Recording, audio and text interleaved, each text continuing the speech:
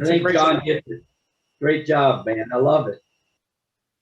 All right, well, welcome everyone. And we've got our second telescope workshop for the Villages Astronomy Club.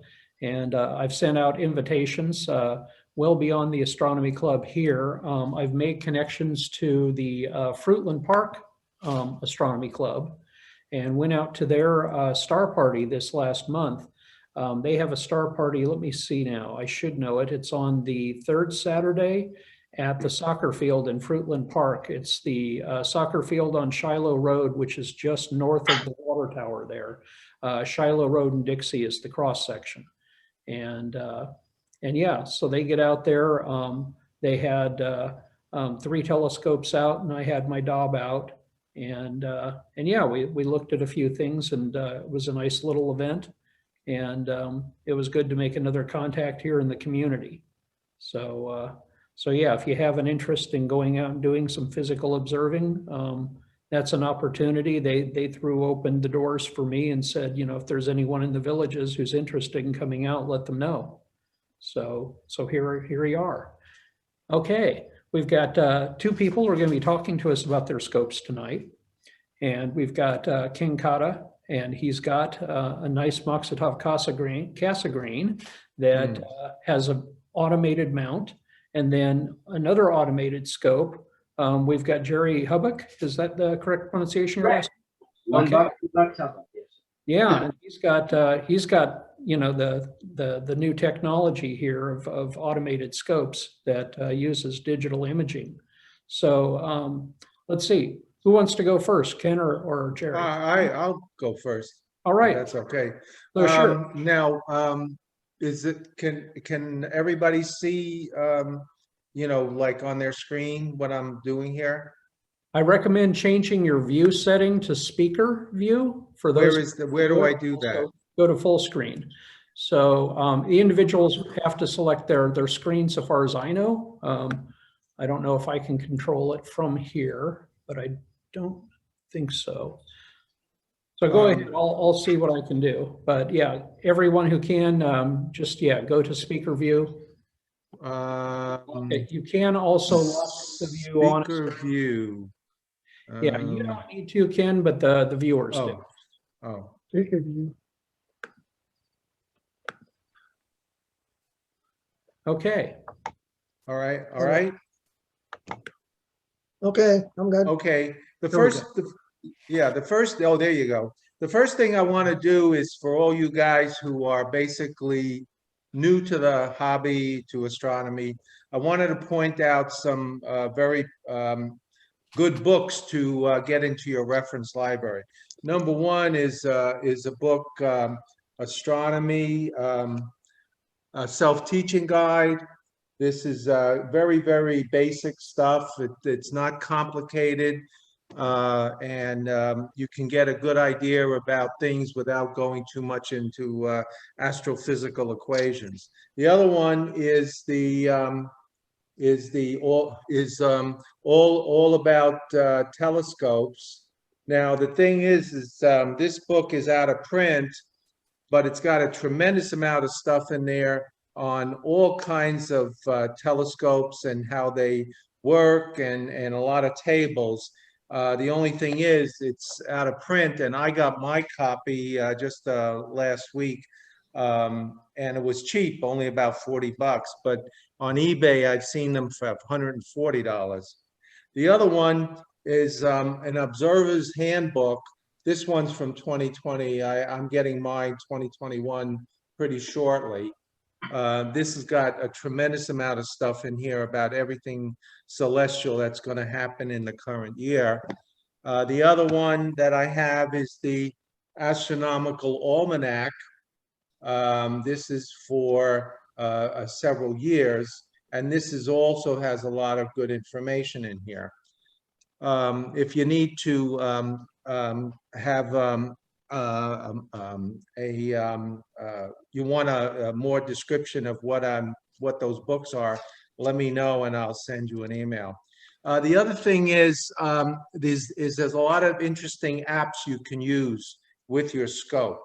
The one that I use mostly is Stellarium, And that is an app you can access on the web. It's free. And you can find out what the sky looked like 30,000 years ago with that. There's also, with the scope that I'm going to talk about, the box that it comes in is, it comes from Stellarium. I don't know if maybe I have to go back a little bit. It's an Astrophy Telescope, 102 millimeter. It's not that big, and the advantage to that is that it's very light and portable. The only thing is that if you're looking and if you were interested in deep sky stuff, it's not as good as one with a wider aperture. This particular scope, as it was said before, is a Makutov Cassegrain, 102 millimeter, f13 focal ratio, and it can get up to a highest mag of 240 times. The tube length is about 11 inches. Like I said, the nice thing about this scope is that it's very portable. You can take it apart. It's very light. You can put in your car. I've traveled with this scope all over the place.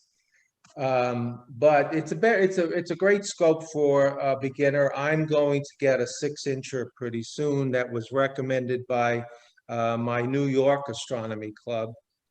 Now with this scope, it has what's called an Astrophy link. In other words, it has a Wi-Fi network in it, and with that you can hook it up to your cell phone. Now there is a very good app you can put on there. It's called the Sky Portal. Now what's terrific about this app is that it has a setting for a compass, and you can use this to see what is up in the cardinal directions. So it's a great, and it can go into very deep sky stuff too. So it's a great app to use with your phone. Now the thing also with this phone is that you can operate your telescope through your cell phone because of the Astrophy link. The only problem with this that I found is that the link is very unstable. So what I did, I got fed up with it, and I went ahead and got the next star Stellarium can controller, and with this I can do my 2 or 3 star alignment with this, and it is pretty good. It can get you in the ballpark. I am going to get the Star Sense Align system with my new scope that I'll get shortly. But this scope also is powered with a connection that I can plug in. So I use a long extension cord from my lanai to go out into my yard to use. But they also have a portable charging system that you can take to areas where there is no power source. The scope itself comes with what's called a red star finder. I found that it's not bad. It's hard to keep it sighted well. But if you got it fairly well, you can get yourself close to the body that you're looking at. Let's see what else is there here. Okay. The other thing it comes with, I have these diagonal attachments for the lenses and stuff. What I got with it that I found really very helpful is a zoom lens which goes from 8 mm to 24, and you can actually use this to get some really good detail on a planet or whatever, or a nebula. Now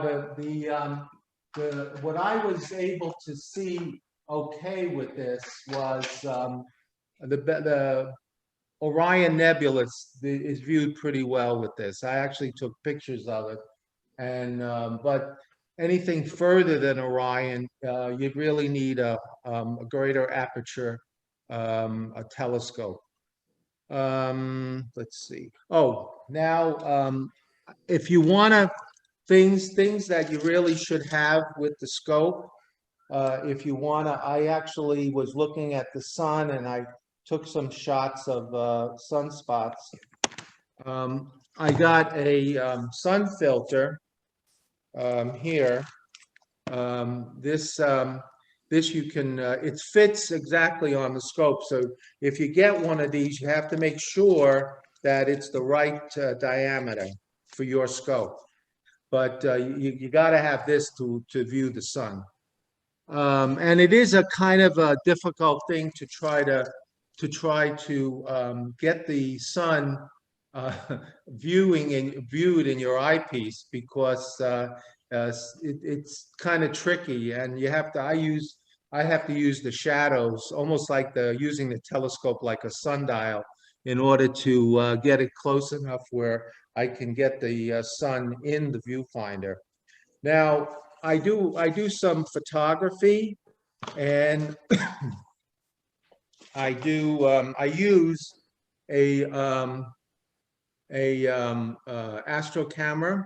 It's a color camera, and there is an app that I've used, SharpCap, to use with this telescope, and basically it plugs in this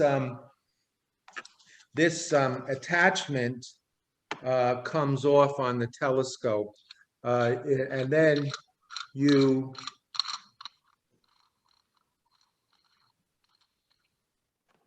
put this attachment on there, and this you have to do, or else you're not gonna be able to mount it. And then you just put it into your eyepiece, where the eyepiece is, and then this hooks up. This wire you attach to the camera, and it hooks up to your laptop. So and then you can do all your imaging through your computer. So, but that's not the only thing that you can use for that. I'm getting another attachment. The problem with this camera, before I go on, that I just showed, was that I can't control the magnification. But so what I did was I found that I can get a better cell phone attachment to mount to the eyepiece here, where I can control the I can mount it to my zoom lens and actually get closer, more magnified images, and also other full image pictures through with the cell phone. I'm still waiting for that attachment to come. I ordered it through B&H in New York. Let's see. The other thing I wanted to point out is this is a Smith Cassegrain. The other scopes that I've had Newtonian scopes, reflectors that I keep up with my kids up north, so I wanted them to get into the hobby. So I gave them Newtonians. And the thing that I learned how to do with the Newtonians, that you don't have to do with this scope, is to to collimate. So I got this this device to use with my Newtonian scopes to collimate them and to make the imaging much more closer. I deal with I mean, I was an optometric physician for 40 years, so I dealt with a lot of optics in my time. So I'm always interested in optical devices. Let's see. I don't know. Is there anybody who has any questions? Let's see. Got one comment on the Moxitov, and that is that I've got one as well. I've got a 90 millimeter, and one of the things that I found whenever in populated areas is that having some sort of a shield, a dew shield or something for that corrector lens helps improve contrast a lot, so that you can pick up basically deeper subjects, more deep sky objects. I've managed to get like the Owl Nebula M97 and some other similarly dim objects, which M97, if you look at the numbers, would theoretically not be visible in a 90 millimeter scope. But with good contrast control, I've not only picked it up, but I've picked up the eyes in the nebula. It's a planetary nebula in Ursa Major. What device is that you're talking about? Because I'm going to get that. It's a dew shield, basically. Oh, what is it called again? A dew shield, DEW shield. Dew shield. Dew Okay. shield. Yeah. And where is that? Where do you put that? It goes at the end of the tube, and it blocks stray light from striking the corrector. Mm-hmm. Oh, so you have to take the back off the tube to No, mount it? you slip it on the nose of the tube. Wraps around. Oh, It just wraps around, and you know, the ones that are easy to pack are like a stiff piece of nylon, and they've got Velcro on them, so you just wrap it around it, and it wraps around the sky end of the tube. That shields stray light from getting to the corrector plate on the Moxitov. So it's mounted similar to like the sun filter? No, well, similar, yeah. It just, except it's a tube. It's not just a flat filter. Okay. It sticks out. It extends the length of the tube, and it's just an open tube, and it has a inside. Okay. It's a cuff that has the ability to heat the area around it a little bit to get rid of whatever moisture might be affixing itself to the far end of your scope. Well, its function as a dew shield is to, it helps prevent your plate from radiating heat away and collecting condensation, which on high humidity days is a good thing. But the primary purpose of it that I've used it has been just to block stray light. It's just an extension of the tube that helps block stray light. And with something that's got a relatively narrow field of view like a Moxitov, you don't have to worry about it vignetting your view. I got to do that. If you think of your traditional refractor telescope, it has a dew shield on the end. Ken, did you see that one question at the bottom of the screen? We're asking whether it's Wi-Fi or Bluetooth. Your connection, Wi-Fi or Bluetooth. There was What, for this scope? yes. It's a Wi-Fi. I have it on. It's a Wi-Fi, but I would imagine you could access it with Bluetooth. That was somebody's question at the bottom of the screen. I saw. Greg McKnight, I think. And another thing is for your Astro camera, you can get basically what's called an Eyepiece Extender, which it's a unit that slips into the eyepiece holder. You slip an eyepiece inside of it, and then you put the back on, and you can put the camera on behind the eyepiece. So if your eyepiece has sufficient back focus or eye relief for your camera, then you can use the camera behind an eyepiece. They're kind of big and bulky. It looks like a, a big 2-inch eyepiece adapter. Mhm. And in fact, I've got one that is both a 2-inch eyepiece adapter as well as a camera adapter, but it allows you to do photography that's not just prime focus photography, which is what you're getting right now. Ken, I have a question. Yes.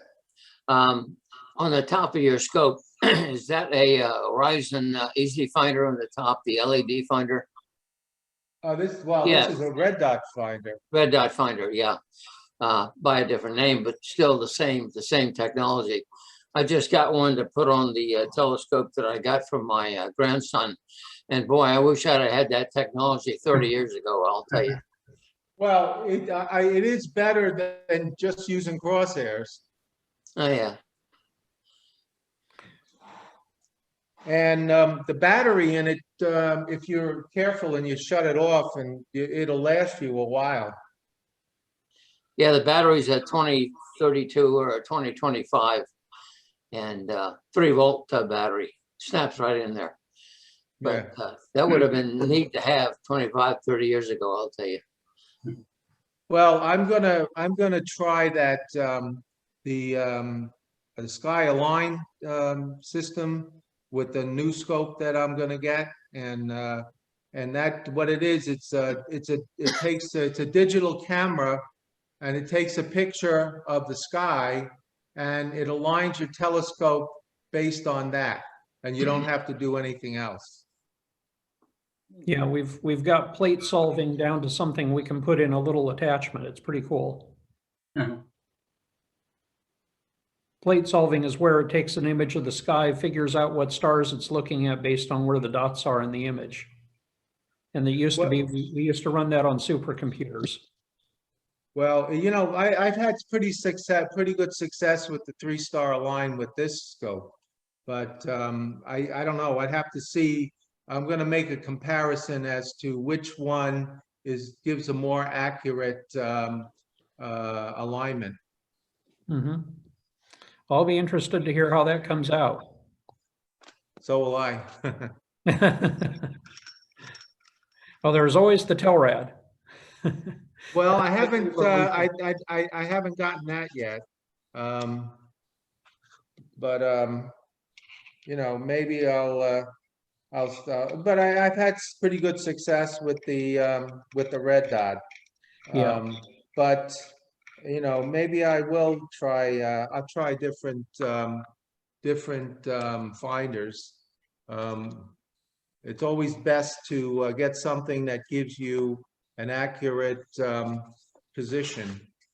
Yeah. Well, I think the finder is the second most important part of the scope. Number 1 is the mount, number 2 is the finder. The optics after that are negotiable.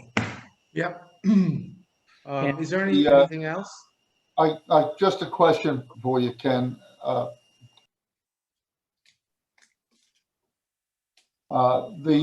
question I had for you is, I like the side mount feature rather than the harp that my ETX 125 has. And the eyepiece, the way you have it set on your telescope, has the ability to swivel around to the other side. Yes. I would assume that when that thing goes vertical, that the main problem using the red dot finder is that you can't get into a position to use the finder because it doesn't have a right angle capability on the finder. Right. I can tell you from experience that is a problem. And being somebody who has cervical arthritis, it's very hard. Well, the finder that I switched to, because the ETX 125 had a version of that red dot finder on it, and I found it impossible. So that what I did was I changed it completely, disregarded it, and mounted, I've forgotten the name of it. Mark knows the name of the finder that I have. Is it a Telrad? It's a Telrad, yes, thank you. And you can get a 90-degree mirror for that. And the Telrad comes with a 90-degree capability, and instead of a red dot, has a circular target where there's a circle and a circle and a circle, and the object that you want goes in the center of the smallest circle, rather than a red dot blinding or going over the top of the object that you're trying to find. Oh, yeah. Okay, that's one of the problems with the red dot finder, is that you're literally obliterating the view of the very object that you want to see Yes. in the finder. Okay. You have to lower the brilliance of the red dot. Yeah, that's. But I'm saying the Telrad offers an opportunity not only for wide-angle viewing, but offers that circle rather than as a target, and it works really, really well.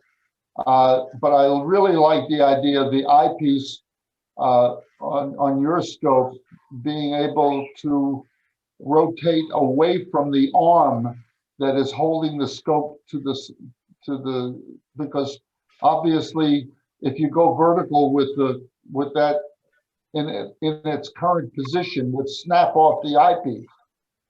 Okay, so if you turn it to the side, the other side, it would work really well anyway. The other question I have that I've been trying to get is a friend of mine has a Celestron 6 SE, which is the same one that I'm looking to get, but he has a motorized focuser.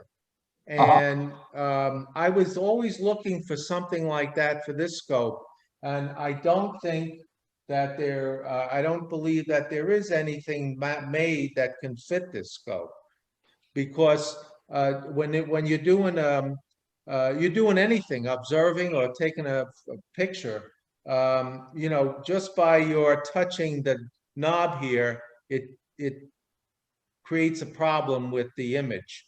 So I was always looking to see if something could fit on here that I could control away from the telescope without, you know, messing up the alignment and the stability of the scope. I know there are focus motors for the larger Schmidt-Cassegrains and Maksitovs, but I don't know about that particular model. But there are. I asked Celestron and they couldn't help me. So they made this scope. So well, there's third-party ones, and the original ones for the Celestron C8s were third-party. So you might get JMI. I have the one for my 8-inch mark.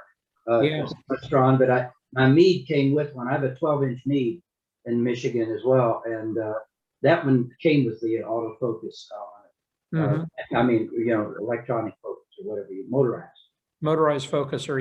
Yeah. So they're a nice addition. It's excellent. Well, when I get my 6-inch, I'll be able to get a motorized focuser for that. Right. This one I'll be using for when I go up north to visit. You know, I can travel with this thing. It's very, very, very portable. It's your grab and go scope. Yes, it is. Yeah, you can take it anywhere. It's very light. That's what my ETX does too. It lives in a specially built case for it, and it's got a handle on it. And whenever I need to go somewhere, I can just grab that handle and go. All right. Okay. Well, thanks a lot, Ken. Right. So one other comment for you, Ken, and that was that one of the nice features about the rotation of that eyepiece is that when you're dealing with some of our viewing public that wants to go look in your scope, that having the ability to swivel that around where my eyepiece and my situation with my ETX 125 left me with a situation where my rotating that eyepiece made it difficult for women who are much shorter to come up and view. Mine, you had to look down and into it rather when it was vertical or when it was semi-vertical. And I had to have a step ladder in order for people to get up high enough to look down into the eyepiece. Whereas your eyepiece rotates to the side, and the worst case scenario is that somebody is going to kick one of the tripod when they get up to close and look at the through the eyepiece. Well, that's always a problem. Yeah. And that's another thing that a dew shield is good for on a Moxitov. When you take them to public star parties and people are like feeling around trying to figure out where to look. And if the fingers go up onto the corrector plate, you don't want finger grease and, you know, the skin oil on the corrector plate, it'll etch the glass. And so if you've got a dew shield up there, it helps keep fingers away. Speaking of someone who's had an ice cream cone drop down a telescope. Oh, my Lord. Wow.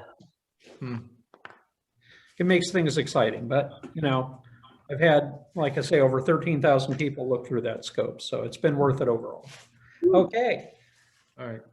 Well, cool. Thank you. That's a nice scope, and I like how you've you know, how you've taken advantage of the features that are for it. And it's good to hear from, you know, a different perspective on observing, because I've got my druthers, and yeah, and your scope, it sounds like you're doing some really cool stuff with it. So it's exciting.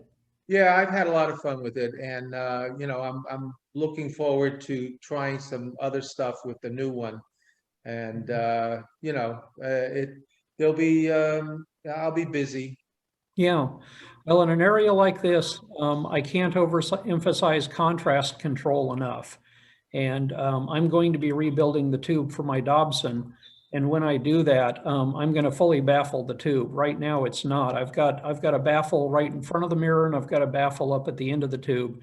And under these circumstances, it's just not enough. Stuff just gets washed out. So I'm going to be doing a fully baffled tube, and I guess I'm going to have to get my CNC working for that so I can cut baffles for the inside and make a set of baffles. Well, viewing down here in Florida is a hell of a lot better than what it was in New York City. Oh, I imagine. Well, I used to go down into Sacramento, into downtown Sacramento, and with the Sidewalk Astronomers there, John Dobson's group, and we would show off the sky right underneath the lights of the historic Tower Theater down there. And it was, you know, yeah, it's not even on the Bortle scale. It's full daylight. And it takes some work to show people stuff under those skies, but you can. And John used to show stuff on the streets of San Francisco. So that was the encouragement was, you know, I'd show up with the scope, look around, start to sight, and he'd say, Mark, this is nothing, you know? Yeah, actually, Sacramento was the first time when I was in flight school that I used the refractor. Oh yeah, neat. Yeah, I got started doing celestial nav, and they were teaching us, and I decided that I would get a scope. I wasn't so sure about a reflector, so I just got an ordinary refractor, and that's when I started with astronomy. Well, you were in the right part of Sacramento for that if you were out at Mather. Yes. Yeah, that's the dark area out there by Aerojet where I was. Okay. All right, Jerry. Well, I think we're ready for hearing about your scope. So let me. That's a tough act to follow. That's like following. Well, you've got a really cool high-tech scope too, so I'm looking forward to hearing that. Well, to give you a little background, I've got quite a few scopes. My largest that I don't use, it's really the best I've had in my life, is my 12-inch Meade with the starlight coating, etc. All of the goodies, cameras, everything, cameras, lights, action. My problem is always trying to line up the stars to get proper ability to scan the universe in the time that I want. Well, my best scope I still go back to was a 4-inch Dynascape when I was 9 years old. That was my present when I started with the Louisville Junior Astronomical Society as a charter member there. That was still I still have that scope, 4-inch Dynascape. Can you imagine that? I used to line up objects by simply looking down the tube.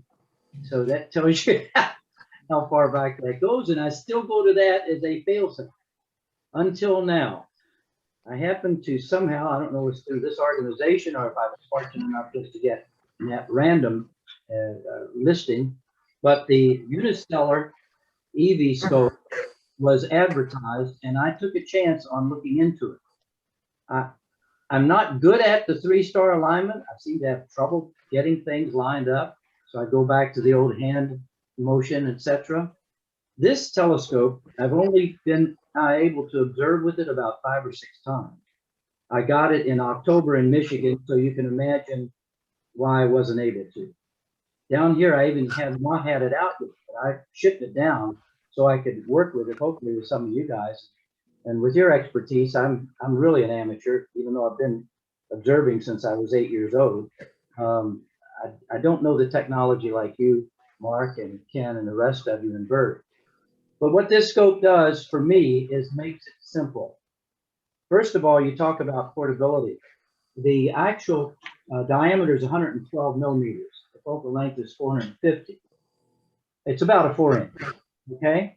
It doesn't have a finder scope, but it doesn't need one. All you have to do with this is turn on the telescope. After you charge it, the battery lasts about 9 hours. It has a red light. I doubt that you can see it down here, but I'm pointing about where it is. It's now in the park position. You turn that light on. It then goes to a Wi-Fi system, which you pick up in your Wi-Fi, and you go to the EV scope Wi-Fi attachment. Once you do that, then you see this comes up on your phone. You have everything you need. All then you do is take the skew angle, the pad, put it to some place where there's stars in the sky. It then automatically, as you were talking about your system earlier, Mark, it lines it up. You do nothing else. After that, all you have to do is tell it where it wants to go, and it'll go. And when I say tell it, it actually gives you listings like you see here with all of the type of objects, planets. It has recommended, which like the Crab Nebula, M32, Triangulum, M34. Then you go to fading soon. It tells you what's going to be dropping out of your sky, also what's appearing soon. And then it goes to galaxies and nebulae, clusters, stars, asteroids, planets, and transit events. It's all on your phone.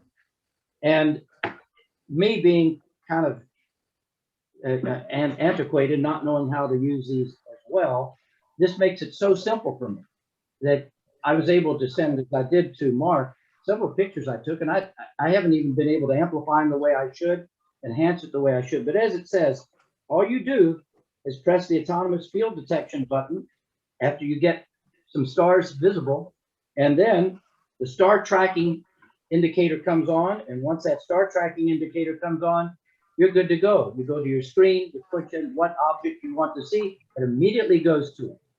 Then once you get there, you have live vision, live observation, which is like your regular telescope with the eyepiece. So there's no enhancement.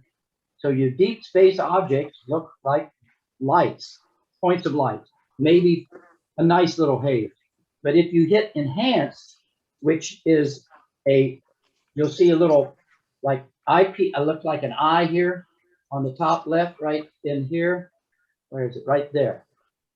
And you hit that, all of a sudden, it now gathers more light and keeps that going, probably too with, and Mark, you would know better than I, maybe it's picking up a data source. I don't know. They say they don't, because if you cover the scope with your hand, it blacks out the image. But it actually enhances it. And if after about a minute, you get really good good definition. And as Mark saw the dumbbell nebula, you can see the blue dumbbell comes out with the colors. You get the spectrums in it and everything. It's absolutely amazing the way that works. I can bring up the images if you'd like. Yes, why don't you do that? Because that would be helpful, I think. It's such a simple telescope, guys, and you can see it's not that big. While he's doing that, I haven't been able to do this yet, but I hope Mark and Bert can help me. But if we have an observation that I'm able to participate with you guys in, you are supposedly able to share the images on your phone with other people in the area. Now, again, I didn't focus this really good, guys, so you're gonna, you know, I can do better, I'm sure. This was just the first try. I did this up north. And it only weighs 40 pounds. And I'm going to show you what you carry it in. You talk about lightweight. Wait till you see this. And I like if it's really, and you can also observe through the eyepiece as well. You can see it either way with the phone or the eyepiece. And the phone, as I said, you should, I think, if you're smart enough, and I'm not yet, share it with other people watching if they got iPhones, smartphones, and you see the moon. I did not adjust the gain that I should, but they told me I have to do that. I should be able to sharpen that up really well. But near Earth objects do not use this. You don't use the scope as well for those as you do the deep space. I never saw Uranus before. And I was able to find this out. You know what I mean.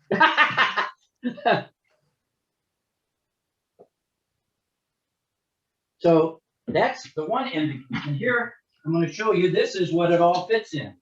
This. It's a backpack. Very nice. Isn't that something? Now, again, I don't have as much technical information as Ken and you guys have, but I found it a very unique telescope. So easy to use. And what I think this is going to do is going to bring a lot more people into astronomy because they won't struggle with this 3-star alignment, Ken. Like you're good at it. I'm 80 years old. I don't have trouble doing it, you know? So what can I say?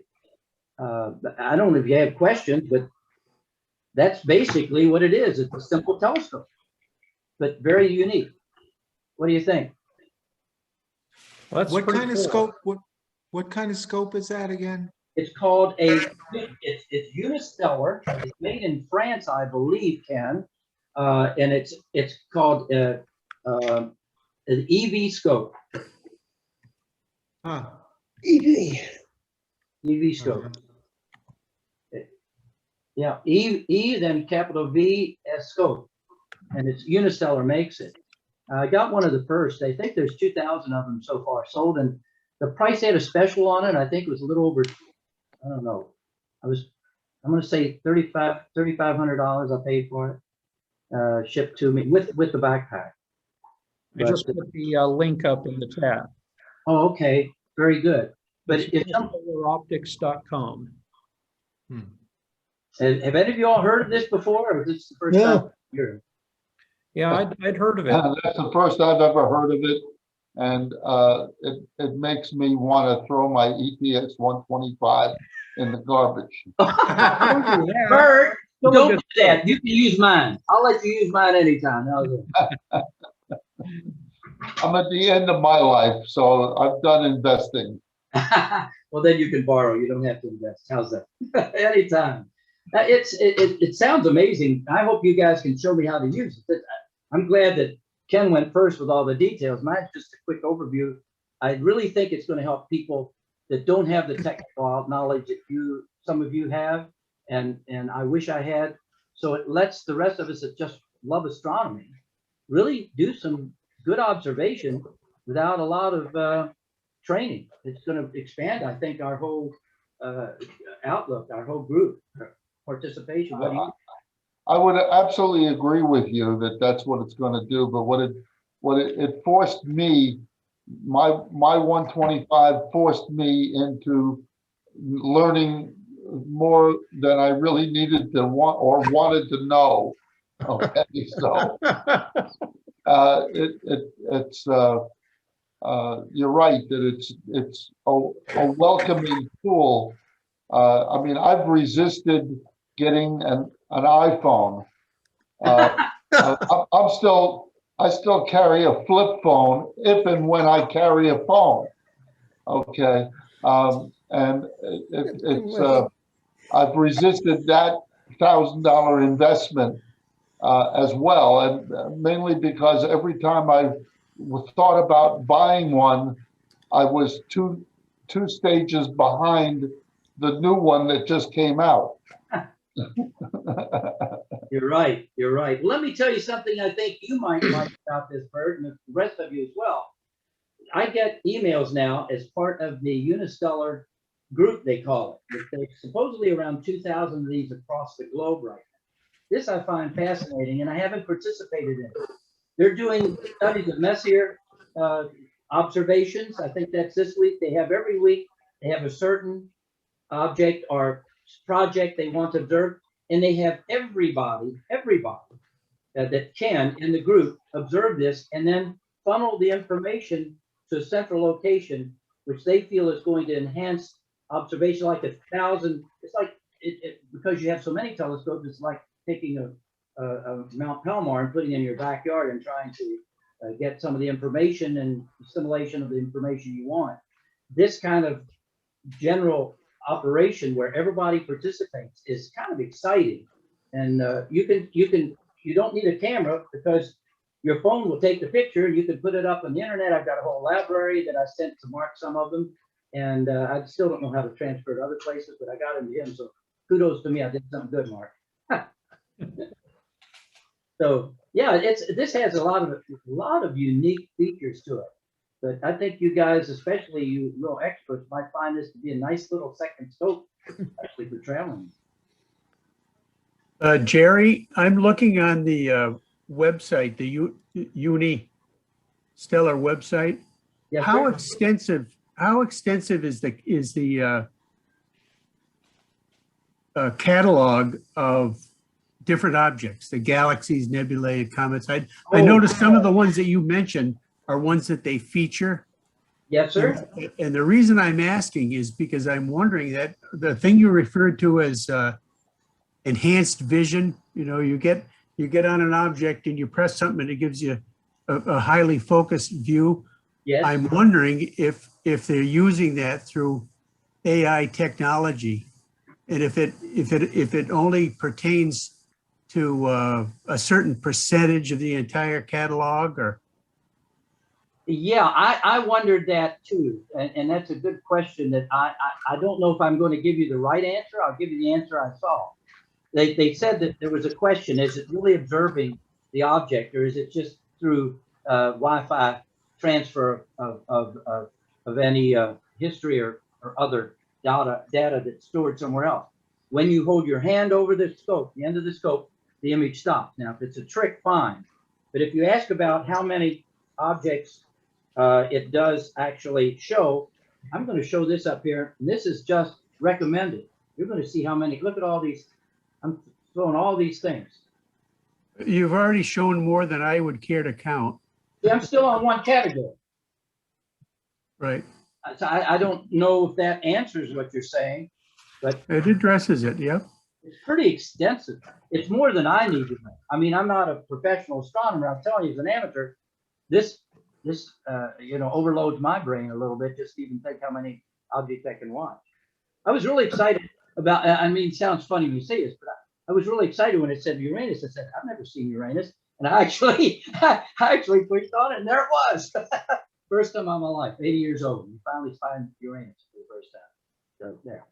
Does it matter whether you're in the northern hemisphere or a southern? No, sir, it does not. It knows. It's amazing. It knows where you are. And the other thing about light pollution, it does talk about this, Bert. We talked about the dew wrap that I've got mine too. The dew, tube. They said, even in a full moon, I don't like observing it, and I haven't done that yet, but I'm going to try it. They said even with that, the light pollution is minimized with this telescope, and it's made to be able to observe it in the city as well as in the country. Is it better out in the fields and the dark sky areas? Yes. But is it bad in the cities? No. Because it's able to, with enhanced vision, it's able to stay on that object and keep bringing in light and enhancing it. I guess it does it with its computers, whatever, Mark, you would know Yeah, it's what's called image integration, where it basically is stacking multiple images as you watch. Is it, so that's legit then? Yeah, it is. It's doing, Wow. yeah, it's stacking multiple images. It's kind of doing the job of a digital camera for astrophotography in short terms, because it's not, to my knowledge, a cool camera. So it's doing some noise reduction. That means that under brief observing sessions, when you're on something not for very long, you'll tend to lose some of the dim stuff. But I expect their algorithms are designed to work around the aperture you've got. You've got about a 4-inch scope, and there's some limitations there. But if they've designed in good contrast control inside their optical train, which at this price they can afford to do that, then they can do the digital enhancement on top of that without losing too much. Oh boy, see now that you needed to present this rather than me. Well, I don't know the specific scope, and I'm not a user, so I go out and I grind my mirrors out of cake layers of glass and get some aluminum oxide on top. So Yeah, I won my high school science fair grinding a mirror and turned the mirror, the motor on by the light of a star, like they did in Chicago, the World's Fair. oh yeah, I used that for my high school science fair. okay. Interesting stuff. I don't know. I wish I had more answers to questions here, but I can tell you I'm impressed with it because I can use it. Mhm. Well, that's the thing. That's what I see now. Finally, the technology is starting to deliver on the promises that we've been hearing for over 20 years now. You know, they've been selling the computer-controlled scopes. You know, you don't have to know the sky. You can go out and you can look at thousands of objects, and then they're putting a rickety mount, a cheap computer, and a complex calibration procedure on, you know, and handing it to someone and saying, here you go. All you've got to do is get through this calibration procedure. You know, part of my job was walking into control rooms to calibrate all the instrumentation for rocket tests. And, you know, and people would say, can you help me with my telescope? And I finally just learned to say, no, I don't use them, you know, because I didn't want to be there fighting their telescope all night instead of observing the sky. One of the disadvantages of the digital scopes right now that will probably be overcome in the not too distant future as these GPS and compass systems come along, I can set up my Dob in the day and I can observe in the daytime. I don't need to have a computer look at an image and figure out where it's pointing based on that image. I can do that, you know, hand and eye with my telescope. And one of the things I used to do for our 4th of July's in the town of Colfax, where I used to live, was I and a bunch of other people, we'd set up our scopes and we'd show the planets during the day. We'd show people Jupiter and Saturn during the day, you know, or Venus if it was up and things like that. And people didn't even know it was possible.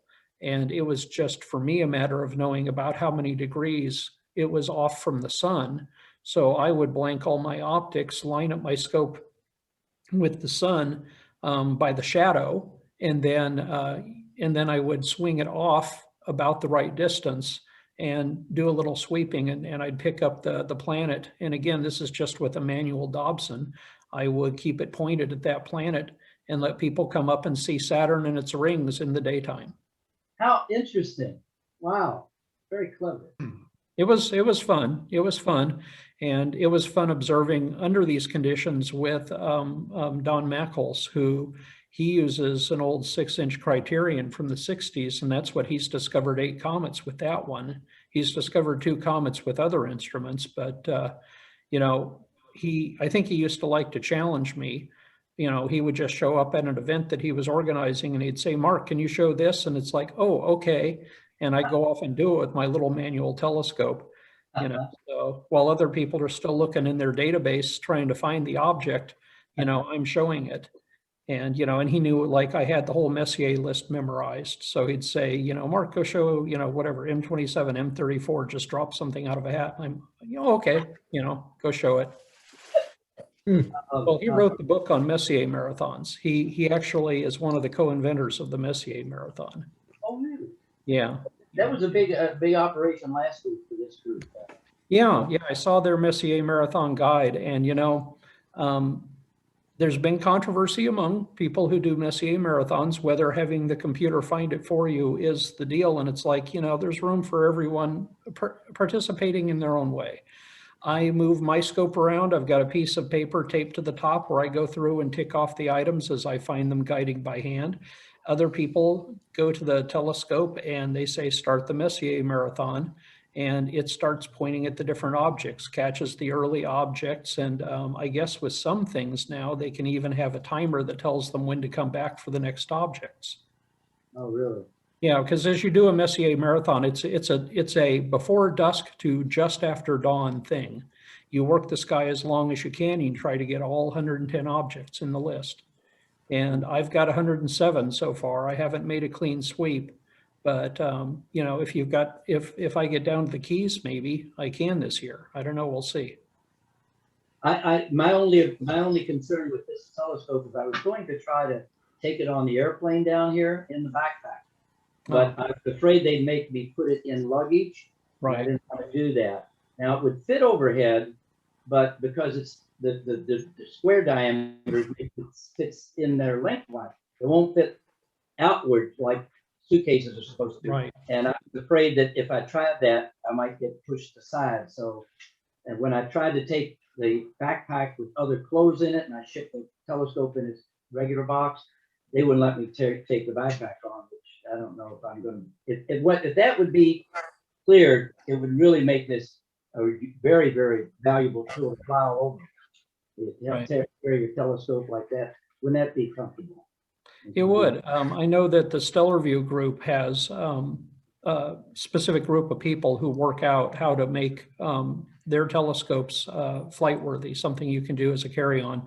They have several scopes that are built as, carry-on type telescopes where you can get the case and everything from them and have a full kit that you can carry on. And then they also have the group of people who take the bigger telescopes and they figure out how to get a 115 millimeter scope and make it so that you can break it down and put it in carry-on, and you can do even underseat with some of them.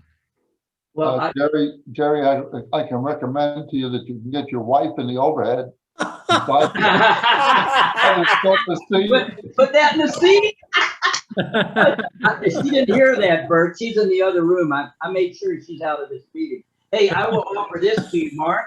If I'm going to be in the Keys and I'm not going to drive, so I'm going to fly. If you or anyone wants to work with this while I'm gone from the 14th to the 23rd, you are free to grab the telescope and play with it. I'll make that offer to you guys if that's something that you would like to do. So let me know. All right. Neat. I wish I could answer more questions. Probably questions I can't answer. Well, fantastic. Thank you. That was a nice presentation. And again, it's good to hear about this stuff. I'd seen the telescope advertised in the astronomy magazines, and with anything new like this, and it's got its own design, you just I never know how things are going to turn out. So having a live user of one of these come and talk about it, it's encouraging to hear. It's good to hear that it sounds like they're producing a quality product. And, and again, I would hope they would, because their pricing is up at the higher end of telescopes. So it's not the highest end, but it's a premium scope. So it's good. And again, I'm glad to hear the technology in consumer products is coming along. All right, let's see. We have any other, I'll throw it open for any questions about whatever. And anybody who can answer can chip in as well. So anyone got anything? Not seeing anything? All right. Well, let's see. All right. Thanks, John. Nice message there. Yeah, thank you very much to Jerry and to Ken. And it's been great seeing your scopes and hearing about your observing adventures with them. And I hope everyone else got a lot out of it too. All right. I got a tremendous amount of information about what I should have done. Well, the ETX 125 is a great scope, but it's not it's got its shortcomings. you know, in the ETXs, my little ETX, I don't like the focus mechanism, and yeah, I don't like the interference between the eyepiece and the support. It makes it compact, but it means that there are certain angles in the sky you can't get to easily. With mine, I've got the tripod that will switch between equatorial and alt azimuth. And so if I'm looking high in the sky, I keep it in equatorial mode if I'm looking near zenith. But if I'm going to look near north, I drop it down to alt az mode. You know, swapping back and forth is not a pain for my observing, but when I'm showing things to other people, it's an extra delay during which, you know, they're disengaging from whatever I'm doing, and I've got to focus on it enough that I can't keep up a spiel. So for public star parties, it doesn't work that well. But for astronomers, it's fine. It's no big deal. But yeah, it's a, you know, compared to a lot of scopes out there, the ETXs, well, the ETX 90 and 125 are very good scopes. There are scopes that are called ETX now that I think are junk. The refractors with the bulgy plastic bodies, but that's because ETX was successful, so the marketing people grabbed it. And that's part of the reason I think Meade's got business problems right now, is that they took their good names and they put it on bad scopes. And now you go to a department store or a Walmart or something and you see something that says it's an ETX something or other. People don't know, they've just heard an ETX is good from an astronomer who's got one, and they can't tell a good one from a bad one. Same thing with Celestron's Astromaster series. There are some good ones in there, or at least decent ones, and there's some really junky ones in there. So yeah. But it's good to see that when you get into a decent scope, but price-wise, you are also getting a good usable scope. But yeah, if you want something that's going to show you the sky, take a look at the new Celestron anniversary series. For the, what is it, the 50th anniversary of the C8, I believe. Check those out. Those are very highly automated, and they're excellent optics. So good mount. They put together a good package. I'm too used to seeing them put together a package that's got flaws. And the new Celestron anniversary package for a commercial telescope package really impresses me. Mark, Yeah. just a quickie. This is for something down the road. Mm-hmm. And I'm thinking about this. The 12-inch is so big, it takes several people to set it up. The one I've got up there, the Meade 2000 Starbright, I think it's called, the coating. Okay. Mm-hmm. That's an excellent scope. Beautiful optics. I don't use it very much. And I'm wondering, would an organization like ours ever have an opportunity to build building a small type operation where we could take that scope, ship it down here, and put it up as part of the Astronomical Society's centerpiece? I mean, I don't know, 12 inches is the biggest, but it's a nice size. Mm-hmm. Well, I don't know that we're looking to take on having anything like in the way of either observatory facilities or having like club-owned scopes at this point. I think we're mostly still looking to have, you know, members with their own scopes. Right. And that way you kind of get better stewardship, I think. I'm not saying I want to sell it. I don't want to offer it. Uh-huh. So it's not something that this club would have to buy. Okay. So I'm just don't, and you know, be creative down the road, and it's something we can talk about. That's all I'm saying. I would love to do for a group of dedicated people like this. And if that would give us, if was there a place we could do it and set it up, and I figure a way to get it down here, man, I'd be more than that. And I've got cameras, and I've got all the things, the filters, I've got everything. I've got eyepieces that are to die. I probably have $2,000–3,000 worth of eyepieces up there. So I mean, it's just something I throw out there because it's not being used, Mark. You know, it's still. Well, that might also be something where through the group here we can help you line it up with somebody else who will put it to use. So we have often the possibility of with the proposal for a place for us to have our pads with electrical outlets and nearby bathrooms and the other criteria, until the Villages, which has told us that it's in the plan someplace, alongside a lake at this point, is all I've been told. It might be possible for us to make it a club project to have a housing built to contain a scope of that magnitude as a permanent fixture. The question of liability, the question of all of those issues, along with the possibility of abuse or sabotage or something, because you never know. We certainly would have it in our thoughts, if not in our prayers, to make something like that a club place, locked up with us being the owners of the key, to use that facility on a regular basis.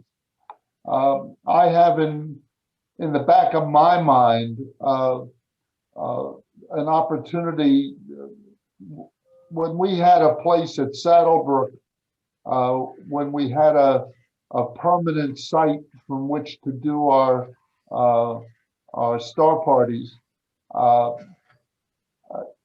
Once we lost that place and we lost the opportunity, where we've had to struggle with the tennis courts at Miona, we're dealing with property that we can't demand permanent us only access to.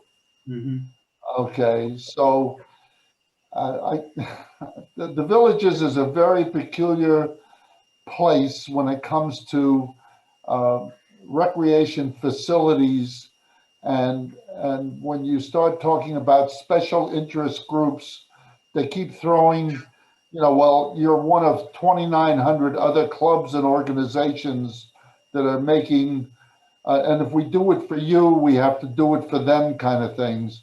And it's a real struggle. And I've fought the battle a number of times with them. And when it came to having a permanent exhibit of what was the Solar Walk, has been, it was its own ordeal. Just trying to find a place for a permanent exhibit. I had the wood shop all lined up to make permanent exhibit. I had the club, it's a constant problem. I don't know how to solve it. Because we've got a forum here where this is the right place to bring questions like that up. And we can watch for opportunities and think about that and see what we can do to make things work. So whether, That's why I thought I'd bring it up tonight, because in the larger meeting part, this would be appropriate. But we've got a small enough group of dedicated guys here. Maybe we can do something. I don't know. I mean, Noah up an arc and he didn't know how to do it. So maybe we can make something happen. And I'd love to be able to make that a part of this operation, because I know the dedication you guys show is one of the best I've seen. I really like what and the area is perfect for observations. Okay, well, fantastic. All right, so anything else? Shall I wrap it up? All right, well, thank you very much for everything. I'll see you guys on Thursday morning. Yeah, see you Thursday. Yeah, we'll see you on Thursday. Yeah. Mark, let us know if there's anything in observations around the area, other clubs that you participate in that we don't know about. If we can Okay, yeah. If you can do that, that'd be great. Now I've got connected with the Fruitland Park group, and I'm looking forward to getting connected with the Plantations group as well. That would be great. Thank you. All right. All right, thanks a lot. Hey, thanks, Mark. Bye, everybody. Good night. Night. Bye. Good night. Night. How'd I